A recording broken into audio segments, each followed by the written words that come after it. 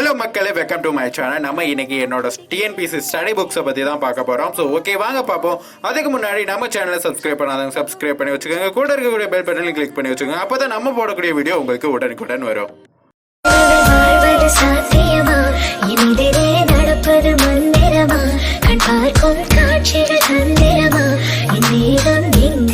எப்படி இருந்துச்சு நம்ம ஷார்ட் வீடியோ? உங்களுக்கு பிடிச்சிருக்குன்னு நினைக்கிறேன். அப்படி ஒரு லைக்கை போட்டு விடுங்க பார்ப்போம். ஸோ இப்போ நம்ம சப்ஜெக்ட் வைஸா என்ன புக்லாம் படிக்கிறேன் அப்படின்னு சொல்றேன். ஸோ வாங்க பார்ப்போம். ஃபர்ஸ்ட் தமிழ் பார்ப்போம். வாங்க, தமிழ்ல நான் 6th இருந்து 12th வரையுமே புக் வச்சிருக்கேன்.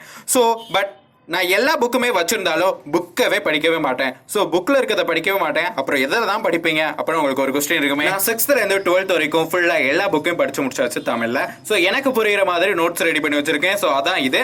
அதைத்தான் நான் எப்பயுமே படிச்சு யூஸ் பண்ணிக்கிறேன். 6th இருந்து 12th வரையும் பார்த்தீங்க அப்படின்னா first term, second term, third டேர்ம்னு மொத்தம் 11 புக்கு வச்சிருக்கேன். ஸோ 11 புக்குமே வச்சிருந்தாலும் ரிவிஷன் டைமில் 11 புக்கையும் எடுத்து வச்சு புரட்டி படிச்சுக்கிட்டே இருந்தோம் அப்படின்னா டைம் வேஸ்ட் ஆகிரும். ஸோ மற்ற சப்ஜெக்டையும் படிக்க முடியாமல் போயிடும். ஸோ அதனால தான் சிம்பிளாக நோட்ஸ் ரெடி பண்ணி வச்சிருக்கேன். ஸோ தமிழில் மட்டும் மொத்தம் பெரிய பெரிய நோட்டாக 4 நோட்டில் எழுதி வச்சிருக்கேன்.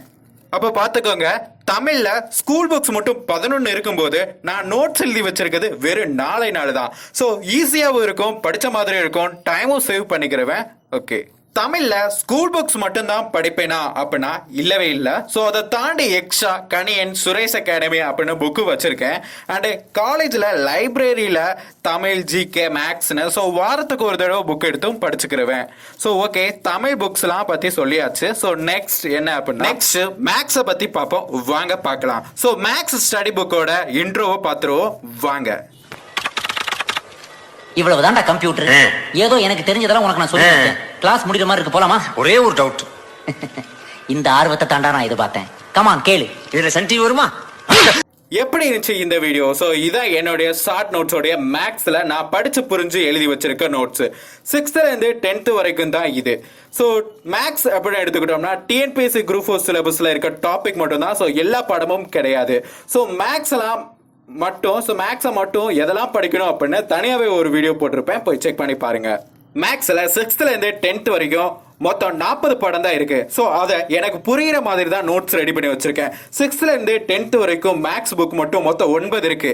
ஸோ அதில் நான் எழுதி வச்சிருக்க நோட்ஸ் மொத்தம் 3 மட்டும் தான். நெக்ஸ்ட் நம்ம பார்க்க போடியது சயின்ஸ் தான். ஸோ சயின்ஸ்ல 6th இருந்து 12th வரைக்கும் இருக்கக்கூடிய ஸ்கூல் புக்ஸ் மட்டும் படிச்சாலே போதும். ஸோ 11th 12th படிச்சிருக்கீங்களா அப்படின்னா, ஸோ நான் 11th 12th பார்த்தீங்க அப்படின்னா பயோமேக்ஸ் ஸ்டூடெண்ட்ஸ் தான். ஸோ அதனால நான் ஏற்கனவே பிசிக்ஸ், கெமிஸ்ட்ரி, பயாலஜிலாம் படித்தது தான்.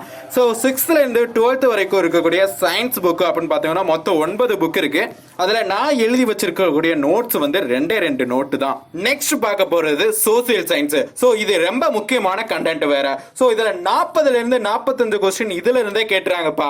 இதுல மட்டும் history, geography, polity, economics 4 topic வந்துருது. சோசியல் அப்படின்னு எடுத்துக்கிட்டோம்ல, ஃபர்ஸ்ட் ரெஃபரன்ஸ் கொடுக்கிறது ஹிஸ்டரிக்கு தான். ஸோ ஹிஸ்டரிக்கு மட்டும் மொத்தம் நான் 5 நோட்ல எழுதி வச்சிருக்கேன். 6th இருந்து 12th வரைக்கும் நோட் எடுத்து வச்சிருக்கேன். ஸோ நோட்ஸ் எடுத்து வச்சிருக்கேன். ஸோ நெக்ஸ்ட் வந்து செகண்டா ரெஃபரன்ஸ் கொடுக்கக்கூடிய ஒன்று வந்து பாலிட்டி. ஸோ பாலிட்டியில வந்து பாத்தீங்க அப்படின்னா 6th இருந்து 10th வரைக்கும் படிச்சாலே போதுமானது. அதுல ஒரு நோட்டு எழுதி வச்சிருக்கேன். ஸோ தேர்டா ரெஃபரன்ஸ் கொடுக்கிறது ஜியோகிராஃபி. ஸோ அதுல ஒரு நோட்ல எழுதி வச்சிருக்கேன். ஸோ அது வந்து 6th இருந்து 12th வரைக்கும் படிச்சாலே போதுமானது.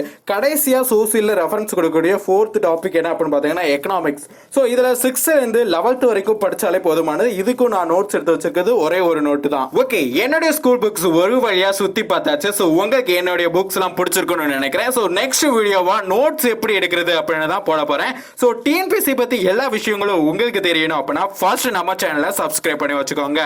கண்டிப்பா நீங்களும் நெக்ஸ்ட் இயர்க்குள்ள ஒரு அரசு அதிகாரியாக வாழ்த்துக்கள். ஸோ இந்த வீடியோ உங்களுக்கு யூஸ்ஃபுல்லா இருக்கும்னு நினைக்கிறேன். ஸோ வீடியோ பிடிச்சிருந்தா லைக் பண்ணுங்க, ஷேர் பண்ணுங்க, கமெண்ட் பண்ணுங்க, மறக்காம சப்ஸ்கிரைப் பண்ணி வச்சுக்கோங்க.